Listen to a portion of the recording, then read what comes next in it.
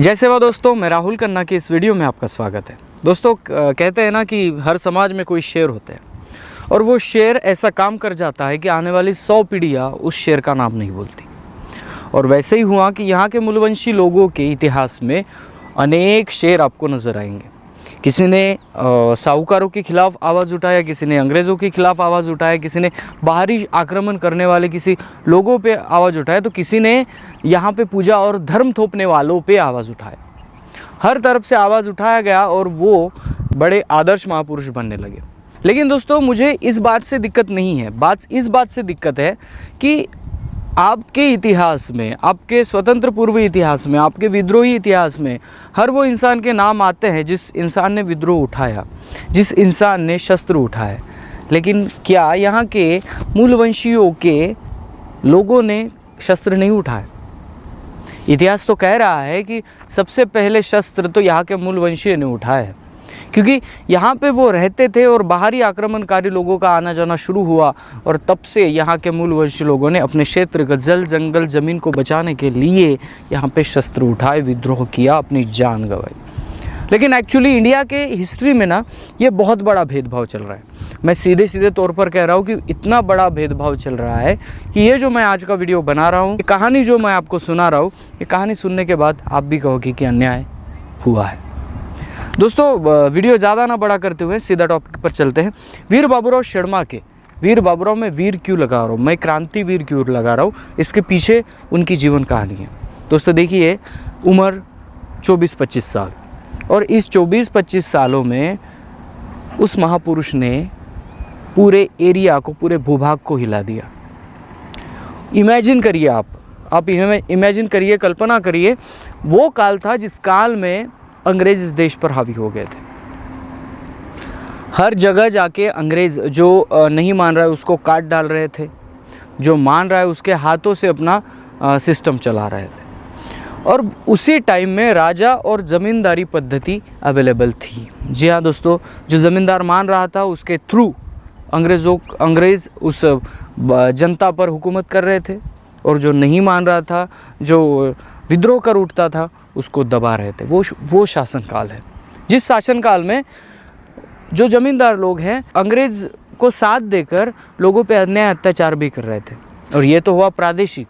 लेकिन आपके गांव में जब एक साहूकार एक थैला लेके उस गांव में रहने के लिए आया और 10-12 साल में उसने इतनी संपत्ति इकट्ठा कर दी कि हर गांव का एक नागरिक आज उसके सामने हाथ फैला रहा है, क्योंकि वो नागरिक उस साहूकार का कर्ज नहीं दे रहा है या दे नहीं पा रहा है। और वो साहूकार एक दुश्मन बनकर उन लोगों पे अन्याय, अत्याचार, जुल्म कर रहा है।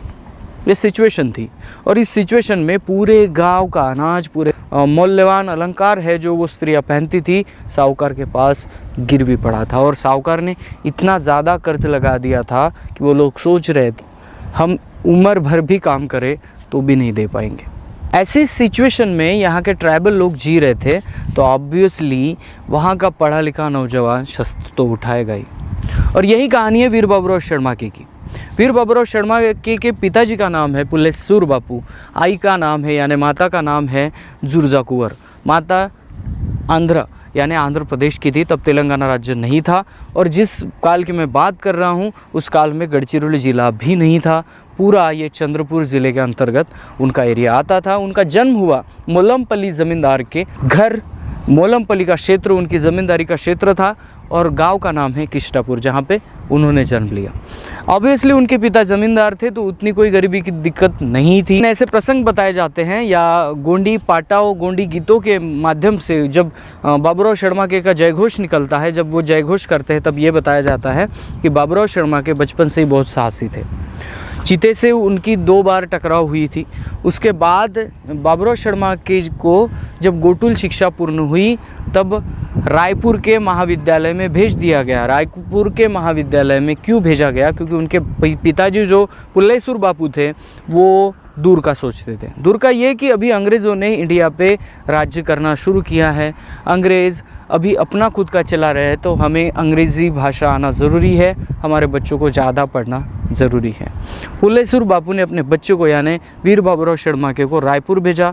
लॉर्ड डलहौसी ने वहाँ पे अंग्रेज़ी विद्यालय निकाला था और वीर बाबूराव शर्माके ने वहाँ जाके अपना एजुकेशन कंप्लीट किया। दोस्तों, एजुकेशन कंप्लीट होने के बाद जब वो लौट के आए तब वो पहले बाबूराव शर्माके नहीं रहे, क्योंकि ज्ञान ने और एजुकेशन ने उनके दिमाग पर बहुत गहरा प्रभाव डाला था। अन्याय के खिलाफ उनको आवाज़ उठाना बहुत ज़रूरी था, क्योंकि पिता के द्वारा वो ऐसे किस्से कहानियाँ सुनते थे और अंग्रेज़ों को कैसे मात देना है ये प्लानिंग भी उनके पिता करते थे। जब बाबूराव शर्माके रायपुर से लौट आए तब उनका एजुकेशन हुआ था और उन्होंने जान लिया था कि देश पर कैसे ये अंग्रेज़ राज कर रहे हैं और कैसे हमें अपने ज़मीन से इनको खदेड़ देना है, इसलिए हमें आवाज़ भी उठाना है। तो दोस्तों, इस बीच वीर बाबूराव शर्माके की मामा की लड़की से उनका विवाह हुआ। उनके विवाह के बाद धीरे धीरे उन्होंने अपने प्लानिंग शुरू कर दी और ये प्लानिंग इतनी तगड़ी थी कि गांव-गांव जाकर ये पता किया कि कौन सा साहूकार किस लोगों का शोषण कर रहा है और जिस गांव में ज़्यादा शिकायतें आती थी उस गांव में जाकर उस साहूकार को सबक सिखाकर उसके जो रद्दी पेपर है, जो उधारी लिख के रखता था, उसको जलाकर जो भी गहने वहने हैं वो लोगों में बांट देकर चला जाता था। यही बात हमें नज़र आती है पश्चिम महाराष्ट्र में। क्रांतिकारक राघोजी भांगरे भी बिल्कुल यही सिस्टम अपनाते थे अंग्रेज़ों के खिलाफ। अगर हम देखें तो तंट्या भिल भी यही सिस्टम अपनाते थे अंग्रेज़ों के खिलाफ। दोस्तों, वीर बाबूराव शर्माके का कहना ये था कि हमारे ज़मीन पर कब्ज़ा करने वाला, चाहे वो अंग्रेज़ हो, चाहे वो कोई ज़मींदार हो, चाहे वो कोई साहूकार हो, चाहे वो कोई सामंत हो, अगर यहाँ के रहने वाले मूलवंशी लोगों के साथ वो न्याय नहीं कर सकता तो उसे यहाँ रहने का कोई अधिकार नहीं है। और इसीलिए वीर बाबूराव शर्माके ने धीरे धीरे अपनी टोली बनाई।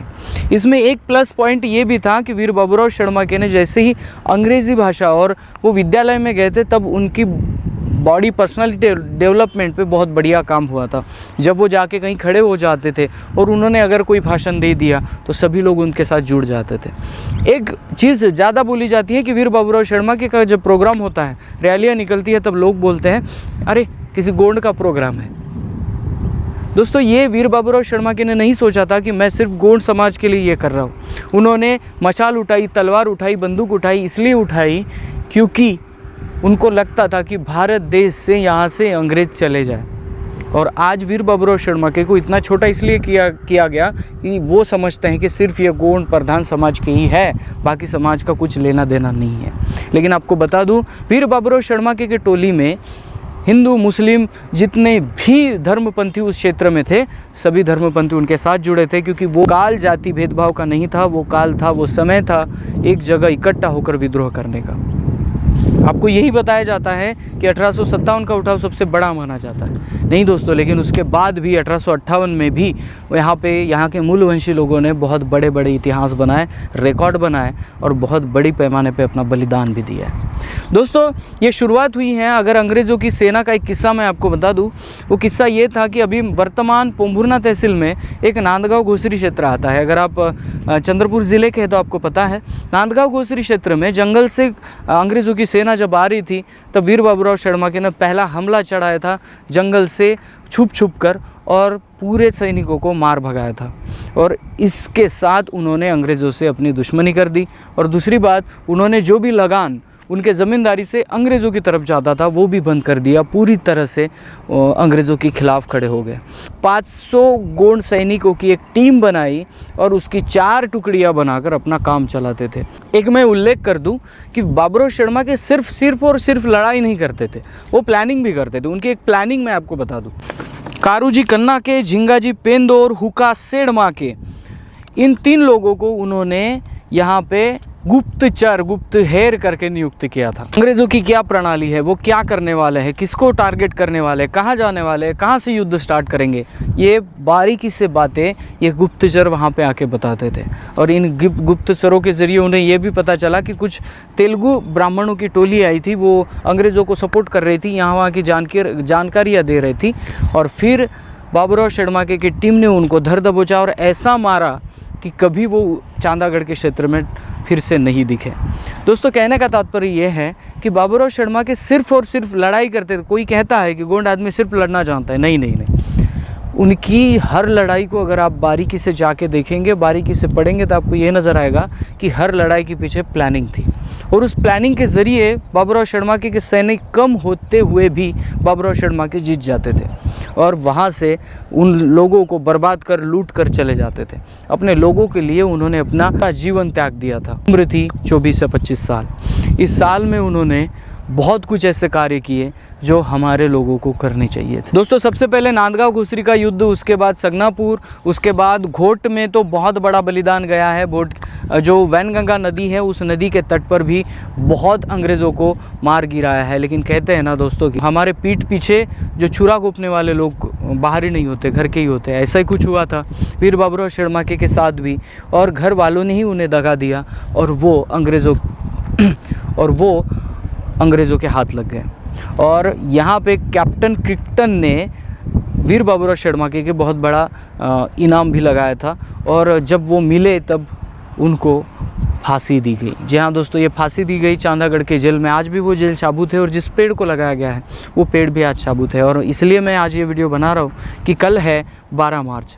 जी हाँ दोस्तों, आप अगर फ्री हैं, आप कहीं भी हैं तो प्लीज़ निकलिए और 12 मार्च को चंद्रपुर के जेल में पहुँचिए। वहाँ वीर बाबूराव शर्माके को जिस स्थल पे फांसी दी गई, उस स्थल पे पूरा गोंड प्रधान समाज या अन्य समाज भी वहाँ पे जमा होता है और उस बड़े आदमी को याद करता है, उसको सलाम करता है। दोस्तों, कहने का तात्पर्य यह है कि मैं बड़ा चढ़ा के बहुत बड़ा वीडियो बनाने वाला था, लेकिन एक है कि स्टोरी आप कहीं से भी पढ़ सकते हो, लेकिन मेन तथ्य ये है कि इतना बड़ा बलिदान 1858 में वीर बाबूराव शर्माके ने देते हुए भी आज किसी भी हिस्टोरिकल किताब में वीर बाबूराव शर्माके का नाम नहीं है। यहाँ तक कि उनकी जब फांसी के लिए जो नोटिस जारी किया था वो भी आज भी गोंड समाज के पास अवेलेबल है। जो भी गैजेट में लिखा गया है वो भी गोंड समाज के पास अवेलेबल होने के कारण भी स्वातंत्र संग्राम भी करके कभी भी इंडियन गवर्नमेंट ने उनको कहा नहीं है। यहाँ के इतिहासकारों ने मूलवंशी आदर्श महापुरुषों के साथ अन्याय किया है और उनके साथ अन्याय किया है, सो हम समझते हैं कि मूलवंशी लोगों के साथ भी अन्याय हुआ है। दोस्तों, मैं इसलिए नहीं कहूँगा, अगर आप जाइए आपके 8वीं 10वीं 9वीं 10वीं 12वीं जो भी आपके जो किताबें हैं छान कर देखिए, वीर बाबूराव शर्माके का चैप्टर आपको नहीं मिलेगा। क्यों नहीं मिलेगा? क्योंकि ये मूलवंशी और गोंड समाज के थे। अगर यही किसी और समाज के होते तो शायद इनका बड़ा चैप्टर नहीं कुछ बड़ा बन जाता। तो इसलिए दोस्तों, हमारे समाज के इस क्रांतिवीर पुरुष को जो मात्र 25 साल के थे और 25 साल में उन्होंने वो कर दिखाया जो आज हम 60-70 साल के हो जाते फिर भी नहीं कर पाते।